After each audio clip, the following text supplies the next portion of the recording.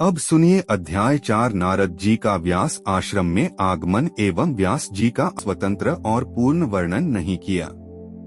जो साहित्य भगवान के यश का गान नहीं करता वह तीर्थ नहीं, कौओं का निवास होता है। सज्जन पुरुष वहां नहीं जाते। नारद जी ने आगे कहा, हे व्यास, धर्म, अर्थ, काम और मोक्ष ये सब तभी पवित्र होते हैं जब वे भगवान श्रीहरि की भक्ति से जुड़े हों। जिस ग्रंथ में भगवान की कथा नहीं वह जीव को बांधता है, और जिस कथा में भगवान की लीला है वह जन्म मरण के बंधन काट देती है।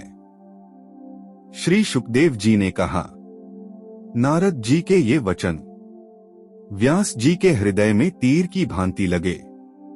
नारद जी ने कहा, हे महर्षि, तुम्हें चाहिए कि केवल भगवान श्री कृष्ण की कथा लिखो, उनकी लीलाओं का अमृत प्रकट करो।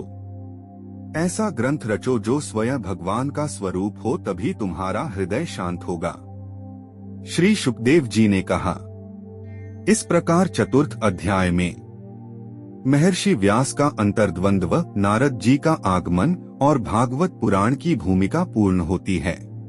नारद जी ने कहा, धर्म का पालन, व्रत, तप, यज्ञ, दान, संन्यास, यदि ये सब भगवान की भक्ति से जुड़े न हो तो इनका फल क्षणिक होता है, परंतु भगवान की कथा, भगवान का नाम, भगवान की लीला ये सीधे हृदय को शुद्ध करते हैं।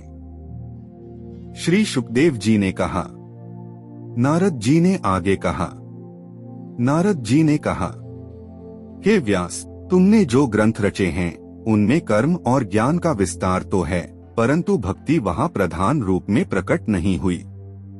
इसी कारण तुम्हारा हृदय संतुष्ट नहीं है। नारद जी ने कहा, जो साहित्य भगवान के यश का गान नहीं करता, उनके चरणों की महिमा नहीं बताता, उनके भक्तों की लीला नहीं कहता, वह जीव के हृदय में विकार और भ्रम उत्पन्न करता है। श्री शुकदेव जी ने कहा, नारद मुनि ने अत्यंत कठोर वाणी में पर करुणा से कहा। नारद जी ने कहा, हे महर्षि, भले ही वह साहित्य शब्दों से सुसज्जित हो, छंदों से अलंकृत हो, पर यदि उसमें भगवान की कथा नहीं तो वह संसार का बोझ बढ़ाता है। सज्जन पुरुष ऐसे साहित्य को डोट स्वीकार नहीं करते। श्री शुकदेव जी ने कहा। इसके पश्चात नारद जी ने भक्ति का स्वरूप समझाया।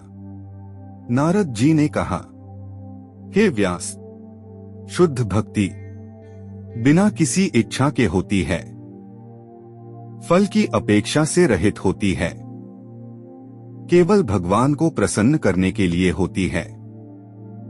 ऐसी भक्ति ज्ञान और वैराग्य को डोट अपने आप उत्पन्न कर देती है।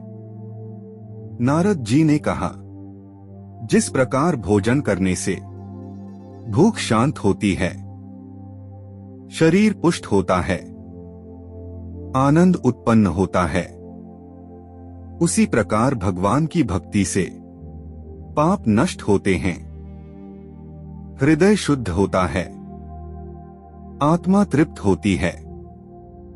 श्री शुकदेव जी ने कहा। नारद जी ने फिर स्पष्ट किया। नारद जी ने कहा, हे महर्षि, तुम भगवान श्री कृष्ण की लीलाओं का समाधि में दर्शन करो, उनकी माया, उनकी शक्ति और उनकी करुणा सबका प्रत्यक्ष अनुभव करो, और फिर केवल उन्हीं की कथा को डोट संसार के सामने प्रकट करो। श्री शुकदेव जी ने कहा। नारद मुनि के इन वचनों को सुनकर महर्षि व्यास का हृदय अत्यंत द्रवित हो गया। उन्होंने मन ही मन निश्चय किया, अब मैं केवल भगवान श्री कृष्ण की निष्कलुष भक्ति का ग्रंथ रचूंगा। श्री शुकदेव जी ने कहा। इस प्रकार पंचम अध्याय में भक्ति की सर्वोच्चता, कर्म और ज्ञान की सीमा, भागवत रचना की स्पष्ट प्रेरणा पूर्ण रूप से प्रकट होती है। देवर्षि नारद की पूर्वजन्म की पूर्ण कथा। श्री सुखदेव जी ने कहा, हे राजन परीक्षित, जब नारद मुनि ने देखा कि महर्षि व्यास का हृदय भक्ति तत्व को जानने के लिए पूर्ण रूप से उत्सुक है, तब उन्होंने अपने पूर्वजन्म की कथा कहना प्रारंभ किया, जिससे भक्ति की महिमा पूर्ण रूप से प्रकट हो सके।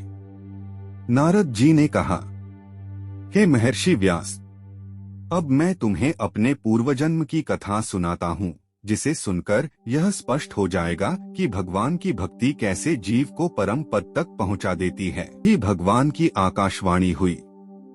भगवान श्रीहरि ने कहा, हे बालक, इस जन्म में तुम मुझे बार बार नहीं देख पाओगे, क्योंकि तुम अभी पूर्ण रूप से शुद्ध नहीं हुए हो।